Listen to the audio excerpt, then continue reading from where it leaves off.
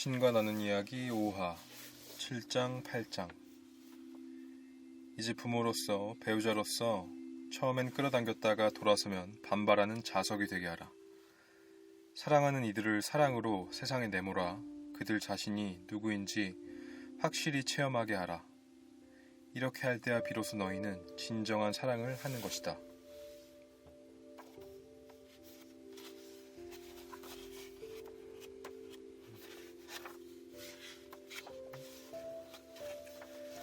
전 언제쯤이나 남들과 원만하게 지낼 만큼 인간관계에 능숙해질까요? 사람들과 행복한 관계를 유지할 수 있는 무슨 방법이 있나요? 대부분의 사람들은 자신들이 관계에 무엇을 줄 수 있을까 보다는 관계에서 무엇을 얻어낼 수 있을까라는 시각으로 관계를 맺는다. 하지만 관계를 맺는 목적은 네가 차지하고 소유하려는 것이 상대방의 어떤 부분인지 결정하는 것이 아니라 네가 드러내고자 하는 것이 자신의 어떤 부분인지 결정하는 것이다. 관계의 목적은 너를 완전하게 만들어줄 타인을 갖는 데 있는 게 아니라 네 완전함을 함께 나눌 타인을 갖는 데 있다.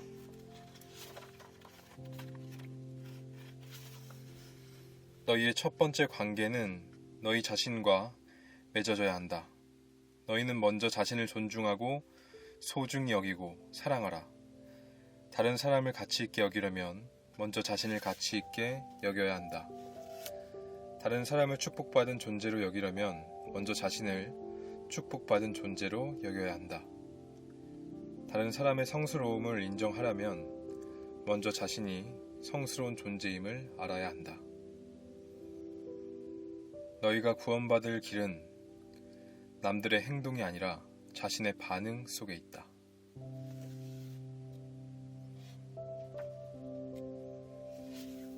여기서는 영어로 설명이 되어 있는데 남들의 행동, 액션이 아니라 자신의 반응, 리액션이라고 이야기를 합니다. 조금 더 쉽게 이해할 수 있겠죠?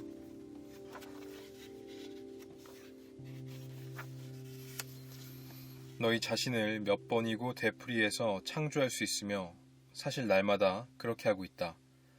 그러나 너희는 일이 생길 때마다 항상 같은 대답을 가지고 나서진 않는다. 똑같은 외부 체험이라 하더라도 하루는 참고 아끼고 친절하게 대하는 쪽을 택하고 또 어떤 날에는 화내고 짜증내고 슬퍼하면서 대하는 쪽을 택한다. 모든 인간관계의 결정적인 대목에는 딱 한 가지 질문만이 존재한다. 지금 사랑은 무엇을 하려고 하는가?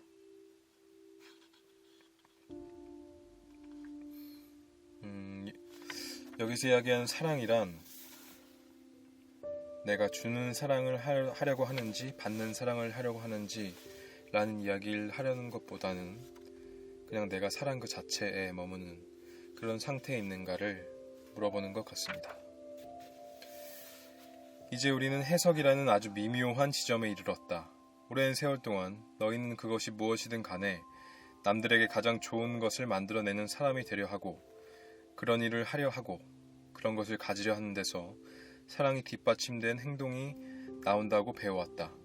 하지만 자신을 위한 최고의 선, 이 최고의 선이 무엇인지 한 번이라도 진지하게 생각해 본다면 오해의 소지는 훨씬 줄어든다.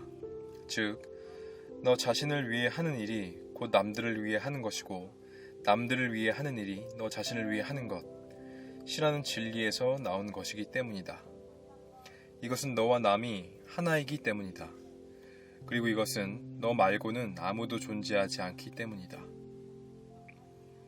이게 방금 제가 이야기한 사랑에 대한 진리가 되는 말인 것 같은데, 즉 남을 사랑하는 것이나 나를 사랑하는 것이나 똑같은 것, 결국 그냥 모든 것을 사랑으로 바라보는 것 그 자체가 된다면 정말 그 어떤 것도 있게 보이지 않는 그런 상태가 되지 않을까 싶습니다. 이 진리가 없다면 관계는 매우 어려운 문제가 된다. 따라서 관계의 문제에서는 이 진리를 기억하는 게 대단히 중요하다. 만일 너희가 자신에게 가장 좋은 일을 한 것이 신적이지 못한 행동을 하는 결과로 드러난다면 문제는 자신을 우선시하는 데 있는 게 아니라 무엇이 자신에게 가장 좋은지를 잘못 이해한 데 있다. 많은 사람들이 이 중요한 단계를 간과하고 넘어가곤 한다. 너희는 무엇을 이루고자 하는가? 내 삶의 목표는 무엇인가? 이런 질문들에 대한 대답을 갖고 있지 않다면 주어진 상황에서 무엇이 최선인가는 여전히 수수께끼로 남을 것이다. 무엇이 최선인가는 수수께끼로 남을 것이다.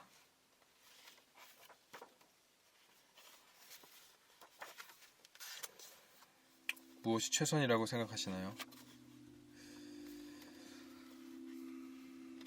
사랑. 저는 그 사랑이 최선이라고 생각을 합니다. 저도 아직 여전히 완전한 사랑을 하지 못한 상태이기 때문에 사랑을 찾아 가는 길에 이 책이 많은 도움이 되었으면 합니다. 그리고 내 보기에 너는 걸음을 멈추고 자신이 왜 사랑에 빠졌는지 돌아보지 않았다. 대다수 사람들에게 사랑이란 욕구 충족에 대한 반응이다. 만일 네가 가진 걸 내게 준다면 나도 내가 가진 걸 주겠다. 하지만 너희는 진실을 말하지 않는다. 너희는 난 너와 아주 많이 거래한다 라고 말하지 않고 난 너를 아주 많이 사랑한다 고 말한다. 그러고 나면 서로에 대한 실망이 시작된다.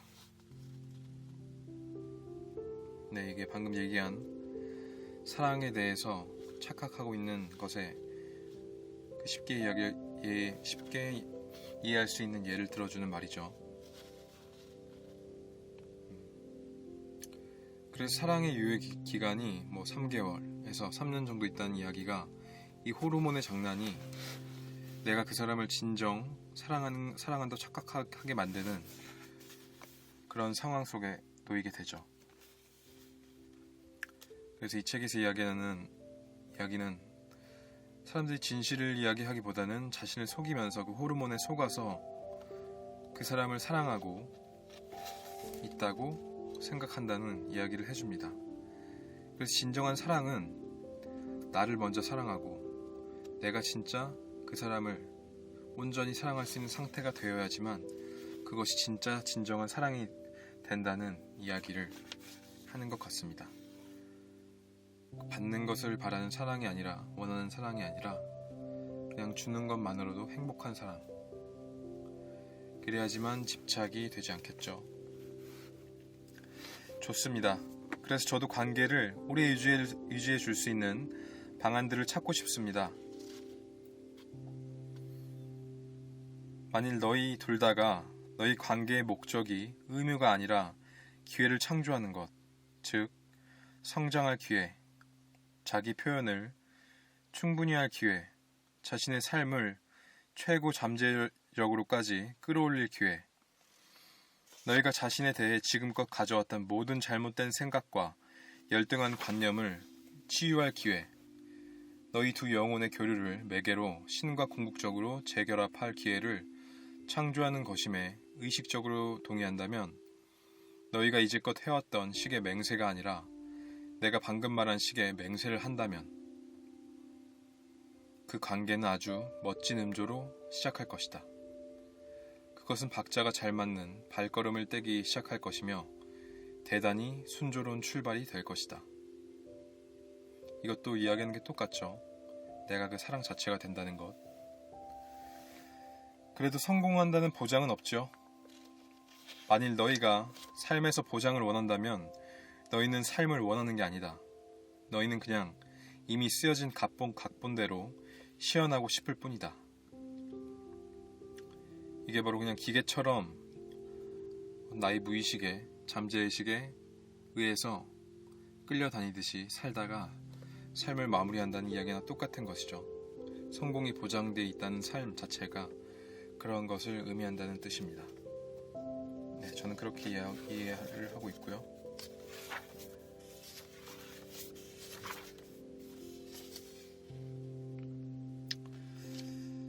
8장, 7장, 8장을 보면서 들었던 생각이 믿는 자에게는 믿는 만큼 보일 것이고 믿지 않는 자에게는 역시 그만큼 보일 것이나 모든 것은 내면에 있기 때문에, 즉 내가 아닌 내가 결정하는 일이 아니라 진정 내가 결정하기 위해서 이 무의식을 통제할 수 있는, 이 무의식에 끌려다니는 것이 아닌 무의식을 의식적으로 통제할 수 있는 길로 나를 이끌고, 그것을 통한 진정 사랑, 나에 대한 사랑과 타인에 대한 사랑, 그런 사랑을 통해서 진정 내가 그 사랑 자체가 되는 그런 하루를 보내시고, 이 책을 읽고도 그런 사랑을 꼭 느끼셨으면 좋겠습니다.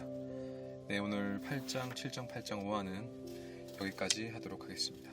감사합니다.